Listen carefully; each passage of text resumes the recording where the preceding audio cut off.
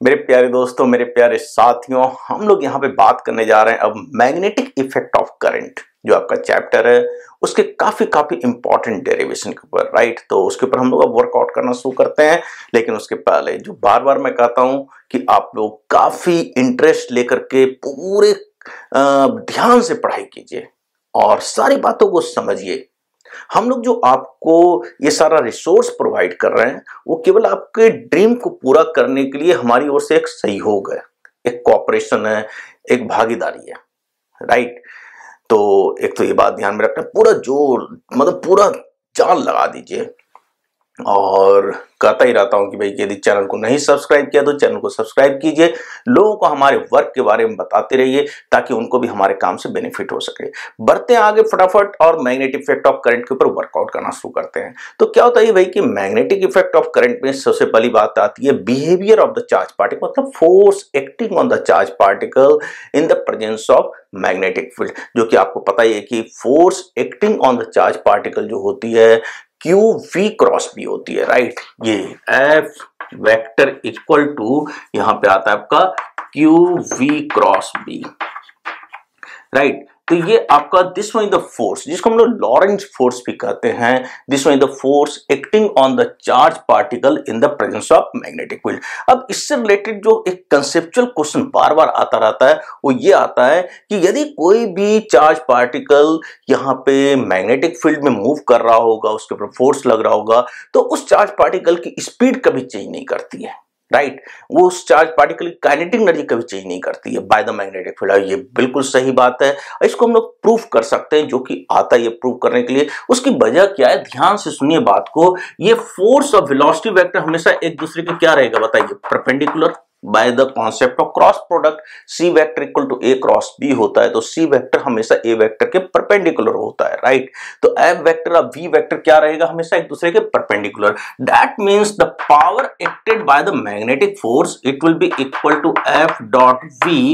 It will come out simply zero because these two are perpendicular to each other. Uh power acted by the magnetic force यदि zero की equal है तो rate of change in kinetic energy zero होगा, क्योंकि power होता है D के by D T. तो rate of change in kinetic energy zero हो गया। यदि rate of change in kinetic energy यहाँ पे जीरो है तो काइनेटिक एनर्जी कांस्टेंट रहेगा।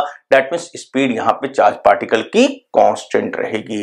तो इसी कॉन्सेप्ट के बेसिस पे हम लोग प्रूव करेंगे कि speed of the charge particle in the presence of the magnetic force या बाय द मैग्नेटिक फोर्स कभी चेंज नहीं करती है। इसका द मैग्नेटिक फोर्स केवल और केवल काम करता है डायरेक्शन को चेंज कराने का, कर सकता है, वो भी हमेशा नहीं करता है, कर सकता है, राइट। ये पॉइंट है यहाँ पे। अब बढ़ते हैं आगे और अगले कॉन्सेप्ट के ऊपर बात करते हैं कि यदि किसी भी चार्ज पार्टिकल को हम लोग जो इस तरह से प्रोजेक्ट करें जो कि मैग्नेटिक फील्ड के परपेंडिकुलर हो तो उसके से मैक्सिमम फोर्स लगेगा, बट एंड ऑब्वियस है। और path of the charge particle जो होती है सर्कुलर होती है। तो हमें ये निकालना होता है कि radius of the circular path निकालिए, time period to complete one revolution निकालिए। तो ये पॉइंट है यहाँ पे। तो ये अगला डेरिवेशन है, उसके ऊपर हम लोग बात करते हैं। तो सपोज मैं यहाँ पे ये मैग्नेटिक फील्ड ले लेता हूँ, राइट, जो कि आप देख रहे हैं इस प्लेन के परपेंडिकुलर है और आपका इनवर्ड है। अब हम लोग क्या करते हैं, एक चार्ज पार्टिकल को, पॉजिटिव चार्ज को वेलोसिटी v ये दे देते हैं। तो ये वेलोसिटी v मैग्नेटिक फील्ड के परपेंडिकुलर है। तो ऑब्वियस सी बात है, राइट हैंड रूल से जब देखेंगे तो राइट हैंड रूल से फोर्स इधर को लगेगा क्योंकि चार्ज पॉजिटिव है। तो इसके हिसाब से ये चार्ज पार्टिकल एक्चुअली यहाँ पे सर्कुलर पाथ करेगा, राइट। और टुवर्ड द सेंटर जो फोर्स लगेगा, this force is nothing but Q V B. This would be equal to M B square by R, है या नहीं है बताइए। और यहां से हम लोग कह सकते हैं कि radius of the circular path is simply M B by Q B. तो यही प्रूव करने आता है कि radius of the circular path prove कीजिए कि M B by Q B के इक्वल होता है। फिर एम बी हमें पता है कि भाई मोमेंटम पी के इक्वल होता है। तो हम लोग radius of this circular path को हम लोग पी बाई क्यू बी भी लिख सकते हैं। हमें ये पता है कि यदि काइनेटिक एनर्जी के की बात करें तो पी जो है रूट ओवर 2m के इक्वल होता है। तो हम लोग पी को लिख सकते हैं यहाँ पे रूट ओवर 2m के भी। तो these are the different way to write down the basically radius of the circular path. ये भी हो सकता सकता है कि कहेगा कि एक चार्ज पार्टिकल है जिसको पोटेंशियल v से एक्सलरेट कर दिया गया है और उसको मैग्नेटिक फील्ड के परपेंडिकुलर प्रोजेक्ट कर दिया गया है, तो radius of the circular path बता दीजिए। तो यही करेंगे, बस k की जगह पे q इंटू v लिख देंगे, तो radius of the circular path हो जाएगा यहां पे √2mqv डिवाइड बाय qb। समझ रहे हैं बात को, राइट? ये पॉइंट है यहाँ पे। अब कहेगा time period to complete one revolution बताइए, फ्रीक्वेंसी ऑफ रिवॉल्यूशन बताइए। तो time period to complete one revolution बहुत आसान है, that will be equal to 2 pi r by v। और ये जो r आपने यहाँ पे निकाल रखा है, यदि उस r को यहाँ प्लेस करते हैं, सिंप्लीफाई करते हैं, तो it will come out 2 pi m divide by qb, 2 pi m by QB. और ये काफी इंटरेस्टिंग रिजल्ट है। ये time period to complete one revolution जो है डिपेंड नहीं कर रहा है ना तो रेडियस पे ना स्पीड पे, ये चार्ज पार्टिकल की मास पे डिपेंडेंट है, चार्ज पे डिपेंडेंट, मैग्नेटिक फील्ड पे डिपेंडेंट है, राइट? ये बहुत बहुत इंपॉर्टेंट ये वाला एक्सप्रेशन है। इससे हम लोग कहते हैं कि फ्रीक्वेंसी ऑफ रिवॉल्यूशन, सिंपल सी बात है, QB अपॉन 2 पाई m होता है। और ये बहुत इंपॉर्टेंट है। इसी बेसिक प्रिंसिपल के मतलब यही आप समझे कि यही इंपॉर्टेंट जो इसका कॉन्सेप्ट एराइज हुआ, यही साइक्लोट्रॉन में यूज होता है।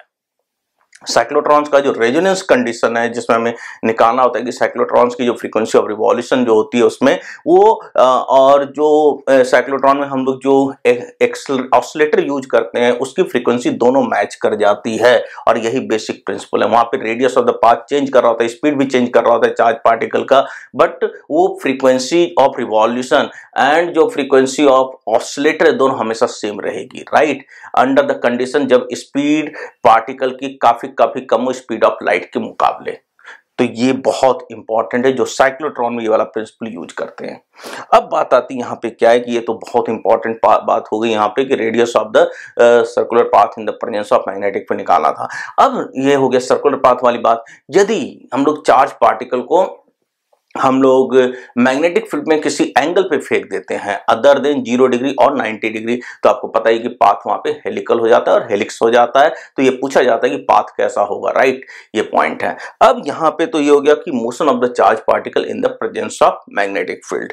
अब इसी बेसिस पे हम लोग अब आगे बात करने जा रहे हैं यहाँ पे नेक्स्ट। यहाँ पे अब हम लोग यहाँ पे साइक्लोट्रॉन के ऊपर बात करने जा रहे हैं, right?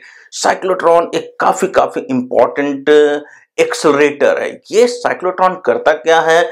Heavy charge particle like protons and basically आपका अल्फा पार्टिकल्स वगैरह को एक्सेलरेट करता है up to very high speed, बहुत हाई स्पीड तक लेके जाता है, जिसकी हमें जरूरत पड़ जाती है। क्योंकि यदि हाई स्पीड चार्ज पार्टिकल होती है तो उसके थ्रू हम लोग बम्बार्ड करा सकते हैं न्यूक्लियस को, तो उन जगहों पे यहाँ पे यूज होता है इन बेसिकली हेवियर पार्टिकल्स का। अब आपके दिमाग में आएगा भाई इलेक्ट्रॉन क्यों नहीं एक्सेलरेट करा जा सकता? क्योंकि इलेक्ट्रॉन की काफी मास कम होती है।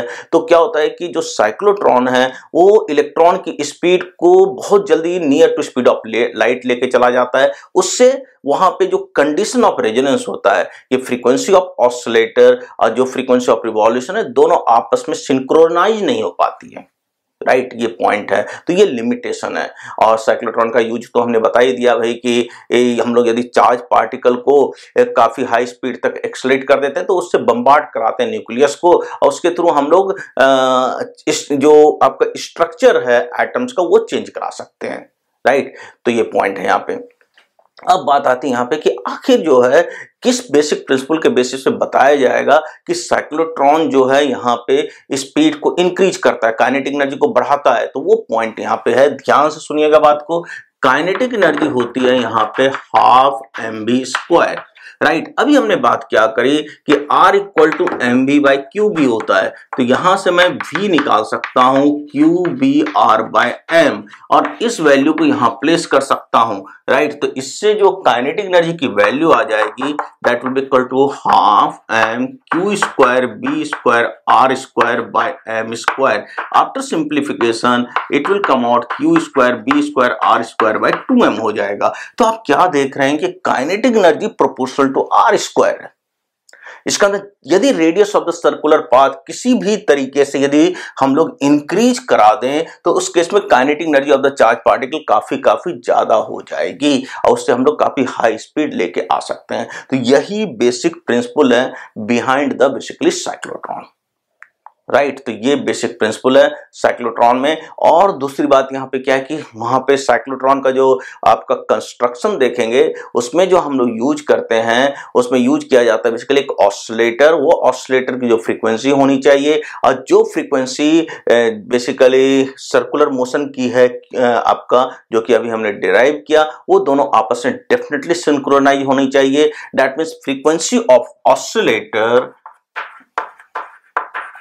oscillator must be equal to QB by 2 pi m. This one is the resonance condition कह सकते हैं, या कहते हैं यहाँ पे साइक्लोट्रॉन के लिए, राइट। तो ये प्रिंसिपल बेसिकली है साइक्लोट्रॉन के लिए। अब साइक्लोट्रॉन का क्या कंस्ट्रक्शन होता है, कैसे काम करता है, उसके ऊपर भी हम लोग वर्कआउट करेंगे, राइट। तो बढ़ते हैं आगे और साइक्लोट्रॉन की बेसिकली यहाँ पे उसके कंस्ट्रक्शन के ऊपर वर्कआउट कर लेते हैं। मेरे प्यारे दोस्तों, मेरे प्यारे साथियों, हम लोग यहाँ पे बात करने जा रहे हैं साइक्लोट्रॉन के कंस्ट्रक्शन के ऊपर, राइट। और इसका प्रिंसिपल तो हमने डिस्कस कर ही लिया है, फिर भी एक बार और यहाँ पे जब इसके कंस्ट्रक्शन के ऊपर मैं डिस्कस करूंगा तो उसके दौरान इसके ऊपर भी डिस्कशन करेंगे, राइट। बड़े ध्यान से आप इसके प्रिंसिपल को और कंस्ट्रक्शन को समझिए, राइट। तो मैंने ऑलरेडी साइक्लोट्रॉन कैसा होता है वो मैंने एक फिगर बना रखा है। तो ये फिगर है यहाँ पे, राइट। ये जो है ये मेटालिक डिस्क होते हैं, मेटालिक डिस्क यूज करी जाती है साइक्लोट्रॉन में। डी टाइप होती है, जैसे डी दिखता है ना आपको, इसलिए डी कहा जाता है मेटालिक डिस्क। डी, इसको D1 कह सकते हैं, इसको D2 कह सकते हैं। अब कंस्ट्रक्शन समझिए बात को, कैसे ये काम करता है, राइट। एक तो पहली बात ये है कि यहाँ पे हम लोग चार्ज पार्टिकल को काफी हाई स्पीड तक ले जाने के लिए हम लोग यूज करते हैं इलेक्ट्रिक फील्ड भी और मैग्नेटिक फील्ड भी। बात यहाँ पे ध्यान से सुनिएगा बात को, इलेक्ट्रिक फील्ड भी एंड मैग्नेटिक फील्ड भी। और डिस्क जो होती है वो इस तरीके से होती है, समझिए बात को। ये जो एक ये मेटालिक डिस्क है ये वाली, और दूसरी मेटालिक डिस्क ये है, और इसके अंदर गैप होता है मेटल के अंदर, जिससे कि वहां पे अंदर चार्ज पार्टिकल सर्कुलर मोशन ले सकती है। अब मेटालिक डिस्क का पर्पस क्या होता है? मेटल आपको पता ही है कि भाई कि एक इलेक्ट्रोस्टैटिक शील्डिंग का काम करता है। तो इलेक्ट्रिक फील्ड केवल इनके बीच में होती है, समझिए बात को। इलेक्ट्रिक फील्ड केवल जो ये मेटालिक डिस्क आप देख रहे हैं इसके गैप में होती है, अंदर इलेक्ट्रिक फील्ड एग्जिस्ट नहीं कर सकती है, क्योंकि ये अंदर मेटल है। तो आपको पता ही है कि मेटल एक इलेक्ट्रोस्टैटिक शील्डिंग का काम करता है, तो इसलिए अंदर आपकी इलेक्ट्रिक फील्ड एग्जिस्ट नहीं करेगी, बट अंदर मैग्नेटिक फील्ड एग्जिस्ट करेगी। ये आप देख रहे हैं ये सारे मैग्नेटिक फील्ड बनाया गया, और ये इस तरह का बनाने का मतलब मैग्नेटिक फील्ड आउटवर्ड है, राइट। आउटवर्ड कैसे बनाया जाता है? देखिए यहाँ पे दो, ये मेटल हो गया आपका, इसके ऊपर दो मैग्नेट या दो कोई भी बड़े बड़े मैग्नेट रख सकते हैं, जिससे कि एक मैग्नेटिक फील्ड, मतलब एक मैग्नेटिक फील्ड का सोर्स रखा जाता है, जिससे मैग्नेटिक फील्ड इस डायरेक्शन में हो जाए, समझिए बात को, इस डायरेक्शन में, इस मेटालिक डिस्क के परपेंडिकुलर, इस मेटालिक डिस्क के परपेंडिकुलर। और इलेक्ट्रिक फील्ड का ये डायरेक्शन होता है। दैट मींस यहाँ पे इलेक्ट्रिक फील्ड मैग्नेटिक फील्ड हमेशा एक दूसरे के क्या रहती है? परपेंडिकुलर, क्रॉस्ड फील्ड होती है। इलेक्ट्रिक फील्ड केवल इस गैप में एग्जिस्ट करती है, मैग्नेटिक फील्ड यहां पे मेटल के अंदर एग्जिस्ट करेगी। ये बहुत इंपॉर्टेंट पॉइंट है। ऑसिलेटर, ये ऑसिलेटर जो है बेसिकली इलेक्ट्रिक फील्ड प्रोड्यूस करता है, समझिए बात को। ये ऑसिलेटर जो होती है वो इलेक्ट्रिक फील्ड इसके बीच में प्रोड्यूस करता है। अब ध्यान दीजिए, मैंने यहाँ पे प्लस यहाँ पे माइनस साइन बना रखा है। इसका होता है यहाँ पे आपका पॉजिटिव चार्ज वाला होगा, यहाँ पे नेगेटिव चार्ज होगा, राइट। इसकी वजह से ये देख रहे हैं डायरेक्शन ऑफ इलेक्ट्रिक फील्ड इधर को है। The direction of electric field at this moment in this direction, हमेशा नहीं रहेगा ऐसा। ये फिर क्या होगा, कुछ देर के बाद ये प्लस हो जाएगा और ये माइनस हो जाएगा, तो इलेक्ट्रिक फील्ड ये अपने डायरेक्शन इधर चेंज कर लेगी। ऑसिलेटर जो है बेसिकली एक सर्टेन टाइम इंटरवल के बाद यहाँ पे अपनी जो है पोलैरिटी चेंज करती रहती है, ये अपनी पोलैरिटी चेंज करती रहती है, जिससे कि इस गैप में इलेक्ट्रिक फील्ड का डायरेक्शन चेंज होता रहे, राइट। ये पॉइंट है। अब करना क्या होता है कि इस पॉइंट पे, इस गैप में किसी एक पॉइंट पे आप चार्ज पार्टिकल को रिलीज कर दीजिए। पॉजिटिव चार्ज ले लेते हैं हम लोग। सपोज मैंने प्रोटॉन को इस जगह पे रिलीज कर दिया, प्रोटॉन को मैं इस जगह पे रिलीज कर दिया, यहां पे गैप में रिलीज करना है। गैप में हमने काफी कम वेलोसिटी या जीरो वेलोसिटी समझिए वो उससे रिलीज कर दिया। अब यदि मैं इस चार्ज पार्टिकल को यहां पे रिलीज करूंगा तो इलेक्ट्रिक फील्ड इधर है, देखिए ध्यान से समझिए बात को, इलेक्ट्रिक फील्ड इधर है। ये इलेक्ट्रिक फील्ड यहाँ पे जो चार्ज पार्टिकल मैंने रिलीज किया है उसके ऊपर एक फोर्स लगा देगा QE, जिससे कि ये चार्ज पार्टिकल जो यहाँ पे आपने रिलीज किया है वो एक सर्टेन स्पीड से इस मेटालिक डिस्क में एंटर करेगा।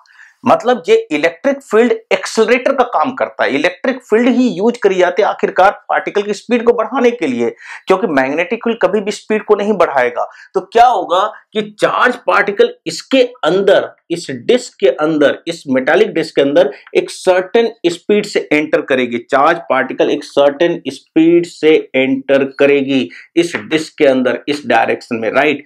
तो अब एंटर करीजिए। अब एंटर करते ही इनसाइड इस मेटालिक डिस्क में केवल मैग्नेटिक फील्ड है जो कि आउटवर्ड है। तो using the concept of Q V cross B, उसके रूल के कंडीशन के हिसाब से जो क्यू वी क्रॉस बी का जो डायरेक्शन लेंगे, वी और बी इस प्लेन में लाइक कर रहा है। समझिए बात को, वेलोसिटी इधर है, मैग्नेटिक फील्ड आपका इधर है, तो राइट हैंड रूल से क्यू बी क्रॉस बी से बी क्रॉस बी का डायरेक्शन ये हो जाएगा। जब वी क्रॉस बी इधर हो जाएगा तो फोर्स इधर लगेगा। दैट वे ये चार्ज पार्टिकल इस मैग्नेटिक फील्ड के अंदर जो मेटालिक डिस्क में एग्जिस्ट कर रही है उसको एक सर्कुलर पाथ को फॉलो करेगा। देख रहे हैं ये सर्कुलर पाथ, सेंटर यहां पे ये रहेगा, फोर्स इधर लग गई, तो सर्कुलर पाथ ये इनसाइड मेटालिक डिस्क में केवल और केवल मैग्नेटिक फील्ड एग्जिस्ट कर रही है। ये मैग्नेटिक फील्ड इस चार्ज पार्टिकल पे जो कि अंदर एंटर करेगा कुछ स्पीड के साथ, उसके ऊपर फोर्स लगाएगी। ये फोर्स का डायरेक्शन होगा क्यू बी क्रॉस बी से, और ये पार्टिकल सर्कुलर पाथ करते हुए यहां से बाहर निकलेगी। अब जैसे ही इस पॉइंट से बाहर निकलेगी, समझिए बात को, जैसे इस पॉइंट से बाहर निकलेगी अब ये अपना पोलैरिटी चेंज कर लेगा ऑसिलेटर उसी वक्त पे, और ये प्लस हो जाएगा और ये माइनस हो जाएगा, और ये इलेक्ट्रिक फील्ड उसी मोमेंट पे अपना डायरेक्शन बेसिकली चेंज कर लेगा। अब इलेक्ट्रिक फील्ड का डायरेक्शन ये हो जाएगा, समझिए मेरी बात को, अब इलेक्ट्रिक फील्ड का डायरेक्शन ये हो जाएगा। अब जब इलेक्ट्रिक फील्ड का ये डायरेक्शन हो जाएगा तो जैसे ये चार्ज पार्टिकल इसमें एंटर करेगी इस स्पेस में, दोबारा ये इलेक्ट्रिक फील्ड उसको कुछ और स्पीड से बढ़ा करके इसमें एंटर कराएगा। क्योंकि अब देखिए, अब यहां से जो निकला इसके अंदर तो स्पीड चेंज नहीं हुई, केवल रेडियस उसका आ रहा है। इसमें जैसे कुछ स्पीड से, जितनी स्पीड से यहां एंटर करी तो उतनी स्पीड से बाहर निकलेगी। अब जैसे स्पीड v से इस जगह पे बाहर निकली, अब कुछ स्पीड है यहां पे बाहर निकलते ही, और इस स्पेस में दोबारा एक QE है, ये तो स्पीड हो गई जी, और QE इसको दोबारा अब स्पीड से, इस स्पीड को थोड़ा सा ये QE क्या कराएगा, बढ़ाएगा। अब इसके अंदर जो स्पीड एंटर करेगी चार्ज पार्टिकल को थोड़ी सी बढ़ जाएगी। अब बढ़ने से क्या होगा, फिर से क्यू बी क्रॉस बी के हिसाब से आप देखेंगे तो क्या होगा, इसके ऊपर फोर्स इधर को लगेगी अब in the presence of magnetic field Q B cross B में, और ये चार्ज पार्टिकल इसके अंदर एक बड़े सर्कल को फॉलो करेगी। क्यों? क्योंकि R इक्वल टू होता है basically mv by Q B. तो radius of the circular path अब यहां पे बढ़ जाएगी। बट यदि स्पीड यहां पे एंटर करी थी कुछ v1 से निकली, अब यहां पे एंटर करेगी v2 स्पीड से, जो कि ज्यादा होगा, क्योंकि अब इलेक्ट्रिक फील्ड जो है जो अपनी पोलैरिटी यहां पे चेंज कराए तो उसकी वजह से इलेक्ट्रिक फील्ड का डायरेक्शन चेंज हो गया, तो वो अब स्पीड को बढ़ाएगा। अब स्पीड को बढ़ाएगा तो अब जैसे ये चार्ज पार्टिकल इस d में एंटर करेगी विथ ग्रेटर स्पीड, उसी स्पीड से सर्कुलर पाथ करेगा। अब यहां पे जब है, जैसे यहां से निकलेगा दोबारा अपनी पोलैरिटी ये क्या करेगा, चेंज करेगा। और जब दोबारा पोलैरिटी चेंज करेगा तो फिर से इलेक्ट्रिक फील्ड अपने डायरेक्शन को क्या करेगी, चेंज करेगी। अब फिर से वो इलेक्ट्रिक फील्ड जो है थोड़ी सी और स्पीड को बढ़ाएगी। जब स्पीड को बढ़ाएगी और एंटर करेगा यहां पे, तो अब पार्टिकल यहां पे बड़े सर्कल को फॉलो करेगा। अब रेडियस बढ़ गई यहां पे, तो रेडियस दोबारा बढ़ी तो स्पीड भी बढ़ गया पार्टिकल का। अब यहां पे कुछ जो बढ़ी हुई स्पीड से यहां पे एंटर किया था उतनी स्पीड से बाहर निकलेगा, फिर पोलैरिटी इसकी चेंज करेगी जिससे कि इलेक्ट्रिक फील्ड का डायरेक्शन ये हो जाए, फिर ये थोड़ा हायर स्पीड से और हायर स्पीड से एंटर करेगा। और जब हायर स्पीड से एंटर करेगा तो इसमें ये पार्टिकल अपना पाथ फिर ऐसा फॉलो करेगा, फिर से पोलैरिटी चेंज हो गया, फिर से पोलैरिटी चेंज होने के बाद अब इसमें एंटर जो करेगा इस वाली स्पीड से ज्यादा हुआ, क्योंकि इसके बीच में इलेक्ट्रिक फील्ड इस डायरेक्शन में हो जाएगी due to this plus minus, right. तो ऐसे करके एंटर करेगी तो फिर ऐसा अपना रेडियस ये बढ़ाएगा। तो रेडियस इस तरह से जैसे से बढ़ रही है वैसे वैसे speed of the charge particle भी बढ़ रहा है, राइट। ये पॉइंट है यहाँ पे, यही ये कॉन्सेप्ट है। मेरी बात को समझिए कैसे हुआ है, मेरी पूरी बात को समझिए, राइट। फिर से मैं एक बार समझा रहा हूं, समझिए पूरी बात को। इस मेटालिक डिस्क के अंदर जो होती है मैग्नेटिक फील्ड एग्जिस्ट करती है, उसके अंदर इलेक्ट्रिक फील्ड एग्जिस्ट नहीं करेगी due to the electrostatic shielding effect. Electric field केवल इन दोनों के बीच में गैप में एग्जिस्ट करती है। अब यहाँ पे कोई भी चार्ज पार्टिकल को रिलीज कर दीजिएगा तो वो इलेक्ट्रिक फील्ड यदि इधर है, यदि मान लो इलेक्ट्रिक फील्ड इधर है, तो चार्ज पार्टिकल को तो आपने वहां पे काफी कम स्पीड से रिलीज किया, तो वो चार्ज पार्टिकल को क्यों ही एक फोर्स लगाएगा, वो इलेक्ट्रिक फील्ड क्या करेगा, उसे एक्सलेट करेगा, थोड़ी स्पीड देगा, और थोड़ी सी स्पीड दे करके इसको मेटालिक डिस्क के अंदर ढकेल देगा। अब मेटालिक डिस्क के अंदर जैसे ही जाएगा वो according to the Q B cross B वो उसके ऊपर एक फोर्स लगेगी, क्योंकि मैग्नेटिक फील्ड और वेलोसिटी एक दूसरे के परपेंडिकुलर है यहाँ पे, तो पाथ कैसा होगा, सेमी सर्कल, क्योंकि अंदर सेमी सर्कल पाथ होगा, और सेमी सर्कल पाथ रहते हुए जितनी स्पीड से एंटर करी तो वही स्पीड रहते हुए यहां से निकलेगी। अब जिस समय जैसे ही निकलेगी वैसे ही पोलैरिटी अपना फिर से चेंज हो जाएगा, पोलैरिटी यहाँ पे चेंज करेगा। जो पहले यहाँ पे प्लस और माइनस था, अब ये प्लस माइनस ये हो जाएगा, ये वाला प्लस पे ये माइनस, जिससे इलेक्ट्रिक फील्ड इधर हो जाएगी। अब वो जैसे इस गैप में यहाँ पे आएगा चार्ज पार्टिकल, जो कि अब थोड़ी सी स्पीड के साथ है, यहाँ पे तो काफी कम स्पीड से एंटर किया था,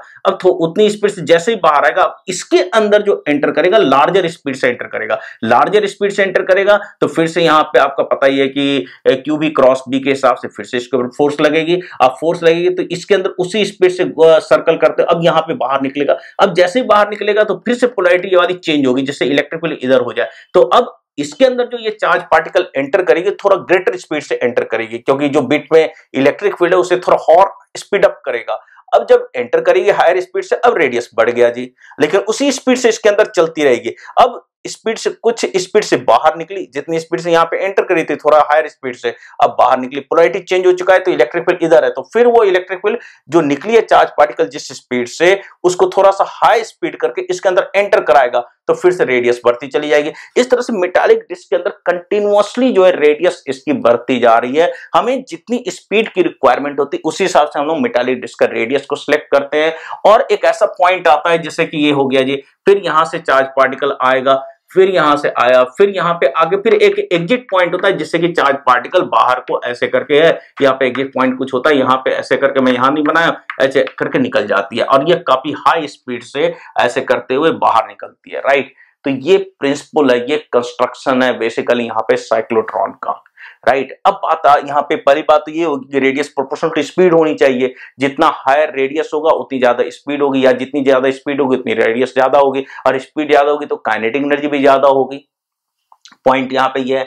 नेक्स्ट यहाँ पे सबसे बड़ी बात क्या है साइक्लोट्रॉन के लिए, यहाँ पे कि जो हमने बात करा कि इसकी फ्रीक्वेंसी, क्योंकि इसकी जो होगी यहाँ पे ऐसे होगी, this one is the complete one oscillation, और ये जो टाइम पीरियड टी है इसका वही same time period to complete one revolution होगा, T equal to 2 pi m by Q B. ये बिल्कुल सेम होना चाहिए, ये और इसका टाइम पीरियड बिल्कुल सेम होना चाहिए, तभी तो जाकर के जैसे ही ये हाफ सर्कल कंप्लीट करेगी तो हाफ साइकिल इस साइकिल में आ जाएगा, और फिर जब इसके अंदर हाफ साइकिल कंप्लीट करेगा तो फिर ये प्लस में आ जाएगा। दैट मीन्स, समझिए बात को, यहाँ पे ध्यान समझिए बात को, प्लस से माइनस में, फिर माइनस से प्लस में, ये कंप्लीट वन ऑसिलेशन हो गया ऑसिलेटर का। वो जितने टाइम में होगा उतने टाइम में ये पार्टिकल एक कंप्लीट सर्कल करेगा। अब भले ही radius of the circular path change हो रहा है, लेकिन यहाँ पे time to complete one circle change इसलिए नहीं हो रहा है, T equal to 2 pi m by Q B है, ये radius of the circular path पे डिपेंडेंट नहीं है। यही तो बहुत बड़ी बात है यहाँ पे। इसलिए इसका जो फ्रीक्वेंसी होगा सर्कल करने का f 1 by T that will be equal to Q B by 2 pi m, और इसकी जो फ्रीक्वेंसी ऑसिलेटर की, इसलिए दोनों आपस में इक्वल होती है। इन दोनों का होना, इक्वल होना बहुत जरूरी है। यदि ये दोनों इक्वल नहीं हो पाए तो यहाँ पे चार्ज पार्टिकल एक्सलेट नहीं करेगा। क्यों नहीं करेगा, देखिए, मान लिया जाए ये चार्ज पार्टिकल जिस समय टाइम के बाद बाहर निकला, हो सकता है उसके दौरान यहाँ पे पोलैरिटी चेंज ही नहीं हुई। आज जब पोलैरिटी चेंज ही नहीं हुई तो उल्टा जो हो सकता है, जितनी स्पीड अप थी, जितनी स्पीड से एंटर करा था, हो सकता है और कम स्पीड हो गई उसकी, तो बड़ा ही आर्बिट्रेरी हो जाएगा, मतलब अब बड़ा ही हैप्पजार्ट्स हो जाएगा। कभी पोलैरिटी चेंज हो रही है, कभी नहीं हो रही है, तो उसे स्पीड अप कंटिन्यूअसली जो करना होगा वो नहीं हो पाएगा, क्योंकि मुझे सर्टेन इंटरवल के बाद यहाँ पे इलेक्ट्रिक फील्ड इधर, कभी इधर, कभी इधर, कभी इधर, कभी इधर, कभी इधर चाहिए होता है। और ये इधर इधर जो वाली बात है जो मैं कर रहा हूँ कि इलेक्ट्रिक फील्ड कभी इधर फिर कभी इधर, ये इसका एक सर्टेन टाइम होना चाहिए। वो टाइम एग्जैक्टली जो उसकी जो फ्रीक्वेंसी होनी चाहिए इलेक्ट्रिक फील्ड के स्विच करने की, इधर से उधर, इधर और इधर की, वो फ्रीक्वेंसी एग्जैक्टली वही होनी चाहिए जो फ्रीक्वेंसी बेसिकली सर्कल करने की है। दोनों बिल्कुल सिंक्रोनाइज होना चाहिए, मैच करना चाहिए। यदि मिसमैच हो गया तो फिर स्पीड अप होने वाली, कभी स्पीड अप होगा, कभी नहीं होगा, कभी स्पीड अप होगा, कभी घट जाएगा, कभी डीएक्सलेट कर जाएगा। समझ रहे हैं बात को? मान लिया जाए कि पार्टिकल इधर एंटर करिए बट इलेक्ट्रिक फील्ड इधर ही है ना, पार्टिकल इधर आ गई है बट इलेक्ट्रिक फील्ड इधर ही है, तो उल्टा उसकी स्पीड को क्या कर देगा, कम कर देगा। इसलिए दोनों को सिंक्रोनाइज होना, दोनों का सेम होना बहुत जरूरी है, time period of oscillator and time period of circular path. One complete circle का, और वन कंप्लीट सर्कल का टाइम पीरियड रेडियस पे डिपेंडेंट नहीं है, यहाँ पे रेडियस चेंज हो रहा है but time period actually change नहीं हो रहा है, यही मेन कंडीशन है, राइट। तो this one is the basic principle behind the basically cyclotron. बहुत बहुत इंपॉर्टेंट है, ये समझिए बात को, ये पूरा मैंने आपको बहुत ही अच्छे से समझाया ताकि आप सारी बातों को समझ सकें। अब बहुत इंपॉर्टेंट टॉपिक है ये, राइट। तो मैंने आपको इसी तरीके पूरी बातें समझाया है कि कैसे बेसिकली साइक्लोट्रॉन काम करता है। अब पॉइंट ये आता है कि साइक्लोट्रॉन जो है, जो सिंक्रोनाइज कंडीशन बहुत इंपॉर्टेंट है। अब इलेक्ट्रॉन, इसलिए हम लोग इलेक्ट्रॉन को इसके थ्रू एक्सलेट नहीं करेंगे क्योंकि इलेक्ट्रॉन की जो स्पीड है बहुत जल्दी near to speed of light आ जाएगी, राइट। और स्पीड ऑफ लाइट के नियर अबाउट, ज्यादा उससे ज्यादा तो कभी नहीं हो सकती है। यदि वैसे नियर टू स्पीड है तो रिलेटिविस्टिक इफेक्ट आ जाएगा। रिलेटिविस्टिक इफेक्ट में क्या होता है, mass of the electron change कर जाएगा, मास ऑफ इलेक्ट्रॉन चेंज कर जाएगा तो उससे फ्रीक्वेंसी जो क्यूबी अपॉन 2πm वो तो चेंज हो गई, ये तो फ्रीक्वेंसी सर्कल करने की चेंज हो जाएगी, बट फ्रीक्वेंसी ऑसिलेटर की चेंज नहीं हो पाएगी। ऑसिलेटर की जो फ्रीक्वेंसी आपने फिक्स कर रखी है वही है, राइट। तो ये पॉइंट है, इसलिए वहां पे मिसमैच हो जाता है। जो जो आपका रेजोनेंस कंडीशन है, frequency of oscillator, frequency of complete one circle, वो मैच नहीं कर पाता है, सिंक्रोन नहीं हो पाता है, तो इसलिए वहां पे इलेक्ट्रॉन के लिए साइक्लोट्रॉन काम नहीं कर पाता है। बट आगे सिंक्रोट्रॉन है, बीटाट्रॉन है, कई सारे और एक्सेलरेटर होते हैं जिससे कि हम लोग इलेक्ट्रॉन को भी काफी हाई स्पीड तक, लाइटर पार्टिकल को भी काफी हाई स्पीड तक एक्सेलरेट कर सकते हैं, स्पीड अप कर सकते हैं। वो अभी हम लोग बात नहीं करेंगे, वो हायर लेवल पे जाकर बात हो जाती है, बट इस लेवल पे हम लोग यहीं तक बात करेंगे, राइट। तो मेरे ख्याल से सारी बातें आपको साइक्लोट्रॉन का समझ में आएगा, कैसा क्या कंस्ट्रक्शन है, क्या बेसिक प्रिंसिपल है। तो डेफिनेटली लेक्चर को लाइक कीजिए, लोगों को हमारे वर्क के बारे में, हमारे चैनल के बारे में बताते रहिए, right. Okay, thank you and thank you very much. मिलते हैं अगले सेशन में जिसमें कुछ नए कॉन्सेप्ट्स और नए प्रॉब्लम के ऊपर वर्कआउट करेंगे।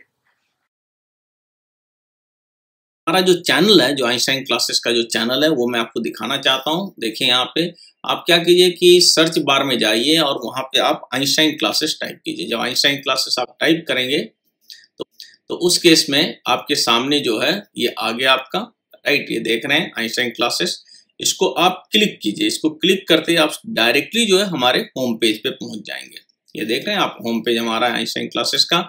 इसमें काफ़ी कुछ आपके लिए है मटेरियल, और आपको सपोर्ट करने के लिए, आपकी पढ़ाई को सपोर्ट करने के लिए, जिसका आप डेफिनेटली यूज कीजिए। लाइक जैसे देखिए IIT JEE Mains and advance physics का आप देख रहे हैं। फिर इसके बाद आप देख सकते हैं मैथ्स का chemistry video lecture, how to prepare JEE के लिए। देन इसके बाद आप देख रहे हैं ये JEE मेन एडवांस के लिए शॉर्ट कर दिए गए हैं। फिर JEE मेन एडवांस के लिए क्वाड्रेटिक इक्वेशन है, देन मैथ्स का डेफिनेट इंटीग्रेशन है। बहुत सारे लेक्चर्स हैं जो आपके लिए बनाए गए हैं। नीट PMT की प्रिपरेशन यदि कोई कर रहा है तो उसका भी हमने वीडियो लेक्चर कई सारे बना रखा है, तो उसको आप देख सकते हैं। फिर क्लास 12th के लिए मैथ्स फिजिक्स केमिस्ट्री वगैरह के लिए जो है how to prepare for CBSE, ये सारा कुछ है। मैट्रिक्स का चैप्टर है, ये सब आप देखिए। डिटर्मिनेंट देखिए, कई सारे चैप्टर्स हैं। इसी तरह से क्लास 12th का एक अलग सेक्शन बना हुआ है जिसमें डिफरेंट चैप्टर्स हैं हर सब्जेक्ट के, वो आप देख सकते हैं। फिर क्लास 11th जो देखिए, क्लास 11th का आप देख सकते हैं डिफरेंशिएशन, इंटीग्रेशन, फिजिक्स, काइनेमेटिक्स वगैरह बहुत कुछ यहाँ पे आपको मिलेगा। फिर क्लास 10th का है, कैट MBA प्रिपरेशन के लिए भी है। इस तरह से आपको कई सारे डिफरेंट लेवल पे वीडियो लेक्चर्स, कई सारे सब्जेक्ट्स को आपको मिल जाएंगे जो कि आपके पढ़ाई के लिए सपोर्ट कर सकता है। तो डेफिनेटली आप इसका यूज कीजिए, राइट। दूसरों को बताइए इस चैनल के बारे में ताकि वो भी उसका बेनिफिट ले सकें, right. Okay, thank you and thank you very much. मिलते हैं।